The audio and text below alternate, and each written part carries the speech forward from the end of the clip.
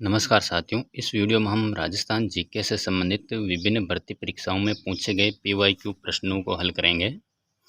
ये प्रश्न आने वाली पटवार भर्ती, चतुर्थ श्रेणी, वीडियो आदि के लिए बहुत ही महत्वपूर्ण और कारगर प्रश्न हैं, क्योंकि कई बार क्या होता है कि जो क्वेश्चन पहले एग्जाम में आए हुए होते हैं वो सीधे आने वाले एग्जाम में वापस पुटअप हो जाते हैं, वापस सेम क्वेश्चन छप जाते हैं। तो आप इस वीडियो को पूरा देखें ताकि आपको पता लग जाएगा कि किस प्रकार के प्रश्न पिछली भर्ती परीक्षाओं में पूछे गए हैं और आने वाली पटवार चतुर्थ श्रेणी में किस प्रकार के प्रश्न वापस पूछे जा सकते हैं। तो चलिए वीडियो को स्टार्ट करते हैं। हमारा पहला प्रश्न है, कोल्यमाला में कितनी देसी भाषाओं का उल्लेख है? कोल्यमाला में कितनी देसी भाषाओं का उल्लेख है? तो इसका राइट आंसर जो होगा वो होगा सी, 18। कोल्यमाला में 18 देसी भाषाओं का प्रयोग हुआ है। हमारा अगला प्रश्न है, जनगणना 2011 के अनुसार राजस्थान में 1 मिलियन यानी 10 लाख से कम जनसंख्या वाले जिले थे? केवल जैसलमेर, केवल प्रतापगढ़, जैसलमेर प्रतापगढ़, सिरोही या बूंदी? तो जनगणना 2011 के अनुसार राजस्थान में 1 मिलियन से कम जनसंख्या वाले 2 जिले थे, वो थे जैसलमेर और प्रतापगढ़। तो इस हिसाब से जो है हमारा डी वाला ऑप्शन राइट हो जाएगा। हमारा अगला प्रश्न है, निम्नलिखित का मिलान कीजिए। यहाँ पे मुबारक महल, सुनहरी कोठी, रेशमा महल, एक थम्बिया महल। तो मुबारक महल जो है वो जयपुर में है, सुनहरी कोठी जो है वो टोंक में है, रेशमा महल जो है वो सीकर में है और एक थम्बिया महल जो है वो गेब सागर झील की तट पर डूंगरपुर में है, जिसका निर्माण उदय सिंह ने करवाया था। तो यहाँ पे हमारा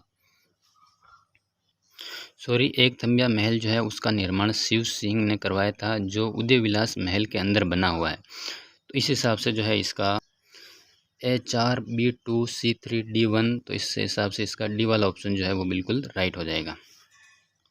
हमारा अगला प्रश्न है, मारवाड़ा प्रगनारी विगत के लेखक हैं? सूरत मिश्र, नवीन कवि, नरहरि दास और मोहन नैणसी। तो मारवाड़ा प्रगनारी विगत के लेखक हैं मोहन नैणसी। हमारा अगला प्रश्न है, पंसारी की हवेली कहाँ स्थित है? तो जो पंसारी की हवेली है वो श्री माधोपुर में स्थित है और श्री माधोपुर जो है वो सीकर जिले में है। तो पंसारी की हवेली जो है वो श्री माधोपुर सीकर जिले में है। तो हमारा जो है वो बी वाला ऑप्शन राइट हो जाएगा। दाती मारवाड़ी की एक उपबोली है जो राजस्थान के किस क्षेत्र में बोली जाती है? सीकर, बूंदी, प्रतापगढ़। अब ये मारवाड़ी की उपबोली है तो सीकर, बूंदी, प्रतापगढ़ में तो बोली नहीं जाएगी। तो ये जो दाती बोली है वो बाड़मेर जिले में बोली जाती है। तो हमारा जो है वो डी वाला ऑप्शन इसमें राइट हो जाएगा।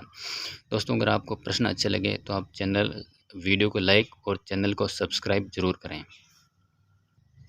ये ऐसे प्रश्न है जो लगभग प्रत्येक एग्जाम में बार बार रिपीट होते रहते हैं, तो आप वीडियो को अंत तक जरूर देखें और अपने दोस्तों के साथ जरूर शेयर करें। हमारा अगला प्रश्न है, झालावाड़ के सूर्य मंदिर को के रूप में भी जाना जाता है? 4 मुख मंदिर, 7 सहेलियों का मंदिर, सास बहू मंदिर, कुंवारी कन्या और रसिया का मंदिर। तो जो है झालावाड़ के सूर्य मंदिर को 7 सहेलियों के मंदिर के रूप में भी जाना जाता है। सास बहू मंदिर जो है वो नागदा में है। तो इस हिसाब से जो है हमारा बी वाला ऑप्शन इसमें बिल्कुल राइट हो जाएगा। हमारा अगला प्रश्न है, डूंगरपुर स्थित नौलखा बावड़ी किसने बनवाई? परिमल देवी, दुर्गा देवी, चंपा देवी या रानी पद्मिनी? तो जो डूंगरपुर स्थित नौलखा बावड़ी है उसका निर्माण जो है रानी परिमल देवी ने करवाया था 1586 ईस्वी में। ये आसकरण की पत्नी थी। तो इस हिसाब से जो है हमारा जो पहला ए वाला ऑप्शन इसमें बिल्कुल राइट हो जाएगा। नौलखा बावड़ी का निर्माण रानी परिमल देवी ने करवाया था। मेरा अगला प्रश्न है, टड्डा आभूषण पहना जाता है कमर में, बाजू में, सिर पर, गले में? तो टड्डा है वो आप सबको पता ही है, वो बाजू में पहना जाता है। तो यहाँ पे हमारा जो है वो सी वाला ऑप्शन राइट हो जाएगा। हमारा अगला प्रश्न है, राजस्थान में कौन सा ऊर्जा का परंपरागत स्रोत नहीं है? सौर ऊर्जा, परमाणु ऊर्जा, तापीय ऊर्जा या जल विद्युत ऊर्जा? तो जो सौर ऊर्जा है वो परंपरागत स्रोत नहीं है, ये गैर परंपरागत स्रोत के अंतर्गत आता है, जैसे सौर ऊर्जा है, पवन ऊर्जा है। तो यहाँ पे हमारा जो है वो ए वाला ऑप्शन यहाँ पे राइट हो जाएगा। ये हमारा अगला प्रश्न जो है वो 1857 की क्रांति से संबंधित है और ये कितनी बार एग्जाम में आया हुआ है और ये आगे भी आने का प्रबल दावेदार है। 1857 की क्रांति के दौरान कौन सा युग्म असंगत है? जैसे जयपुर का जो पॉलिटिकल एजेंट था वो कर्नल ईडन था, बिल्कुल सही है। बीकानेर का कैप्टन जेडी हॉल, ये गलत है। जेडी हॉल जो था वो भरतपुर का था, जोधपुर का मेघमोहन था और उदयपुर का सावर्स था। तो इस हिसाब से जो हमारा बी वाला ऑप्शन इसमें यहाँ पे बीकानेर में नहीं भरतपुर में था, तो यहाँ पे इसका आंसर जो है वो बी हो जाएगा। बी इसका राइट आंसर हो जाएगा। हमारा अगला प्रश्न है लच्छीराम की पहचान किस क्षेत्र में रही है? तो जो लच्छीराम थे उनका संबंध जो है वो कुचामनी ख्याल से है। लच्छीराम का संबंध जो है वो कुचामनी ख्याल से है। हेला ख्याल का संबंध जो है वो शायर हेला से है। तो यहाँ पे इसका जो राइट आंसर होगा वो बी वाला इसका राइट आंसर हो जाएगा कि लच्छीराम का संबंध कुचामनी ख्याल से है। हमारा अगला प्रश्न है चंपानेर की संधि जो कि 1456 ईस्वी में हुई थी किन राज्यों के बीच हुई थी? मालवा मेवाड़, मालवा गुजरात, मेवाड़ मारवाड़ या मेवाड़ गुजरात।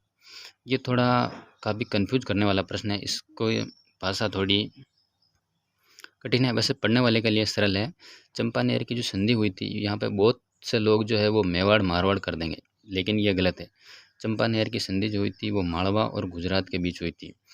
मालवा के महमूद खिलजी और गुजरात के कुतुबुद्दीन के बीच जो है ये राणा कुंभा के खिलाफ इन दोनों ने संधि की थी। तो इस हिसाब से जो है इसका बी वाला ऑप्शन यहाँ पे राइट हो जाएगा। चंपानेर की संधि मालवा और गुजरात के शासकों के बीच हुई थी। दोस्तों अगर आपको वीडियो और इसमें जो प्रश्न हैं वो अच्छे लगे हैं तो आप वीडियो को लाइक और चैनल को सब्सक्राइब जरूर करें। हमारा अगला प्रश्न है निम्न में से कौन सा जल दुर्ग नहीं है? भटनेर दुर्ग, कोसवर्धन दुर्ग, भैंसरोडगढ़ दुर्ग और घाघरोन दुर्ग। तो जो कोसवर्धन दुर्ग है ये शेरगढ़ बारा में है, ये परवन नदी के किनारे है। भैंसरोडगढ़ है झालावाड़ में है, ये भी नदी के किनारे है। घाघरोन दुर्ग झालावाड़ ये भी नदी के किनारे है। और जो भटनेर दुर्ग है हनुमानगढ़ में, ये जल दुर्ग नहीं है, ये किसी नदी के किनारे नहीं है। तो यहाँ पे हमारा जो राइट आंसर होगा वो सी हो जाएगा। हमारा अगला प्रश्न है जोधपुर का स्थान जो क्षत्रियों और प्राचीन राजाओं के उद्यानों के लिए प्रसिद्ध है, जसवंतड़ा है, लूणी है, ओसिया है या मंडोर। तो जो इस मंडोर जो है वो जोधपुर का प्रसिद्ध स्थान है, वहाँ पे राजाओं की छत्रियाँ बनी हुई हैं। तो यहाँ पे हमारा जो है वो ए वाला ऑप्शन बिल्कुल राइट हो जाएगा। उनियारा चित्रकला शैली चित्रकला की किन शैलियों का मिश्रण है? जयपुर बूंदी, अलवर कोटा, कोटा आमेर, बीकानेर और आमेर। तो जो उनियारा चित्र शैली है वो जयपुर और बूंदी शैली का मिश्रण है, यानी कि उनियारा चित्र शैली पर जयपुर और बूंदी शैली का प्रभाव पड़ा है। तो यहाँ पे हमारा जो है वो ए वाला ऑप्शन बिल्कुल राइट हो जाएगा। हमारा अगला प्रश्न है जिला कलेक्टर किस सेवा का सदस्य होता है? भारतीय प्रशासनिक सेवा, राज्य सिविल सेवा, भारतीय पुलिस सेवा, भारतीय राजस्व सेवा।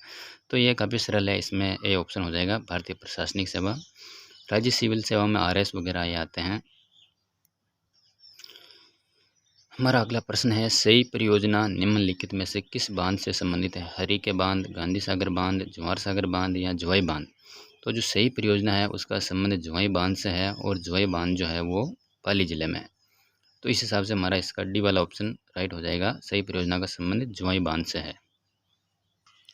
दोस्तों आप इस वीडियो को पूरा देखें ताकि आपको ये पता लग जाएगा कि एग्ज़ाम में किस प्रकार के प्रश्न पूछे गए हैं, और ये सेम प्रश्न वापस आने वाली पटवार भर्ती 4th ग्रेड और जो भी आने वाली परीक्षा है उसमें वापस रिपीट हो सकते हैं। तो आप वीडियो को पूरा देखें। हमारा अगला प्रश्न है 1857 की क्रांति के दौरान डूंगरपुर का शासक कौन था जिसने अंग्रेजों की सहायता की थी? तो जो 1857 की क्रांति के दौरान जो डूंगरपुर के शासक थे वो थे उदय सिंह सेकंड। उदय सिंह सेकंड जो थे वो 1857 की क्रांति के समय डूंगरपुर के शासक थे। इसमें हमारा जो है वो डी वाला ऑप्शन बिल्कुल राइट हो जाएगा।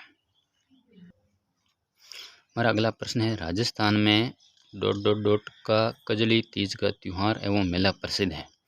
तो जो कजली तीज का त्यौहार है वो है बूंदी का है, वो कजली तीज का त्यौहार प्रसिद्ध है। कजली तीज जो है वो सावन शुक्ल पक्ष की तृतीया को आती है, जो अभी 2-3 दिन या 2 दिन पहले निकली है। नहीं सॉरी, कजली तीज जो है वो भाद्रपद कृष्ण पक्ष की तृतीया को आती है, जो अब आने वाली है। जिसे कजली तीज भी कहते हैं, बड़ी तीज भी कहते हैं, बूढ़ी तीज भी कहते हैं और सातुड़ी तीज भी कहते हैं।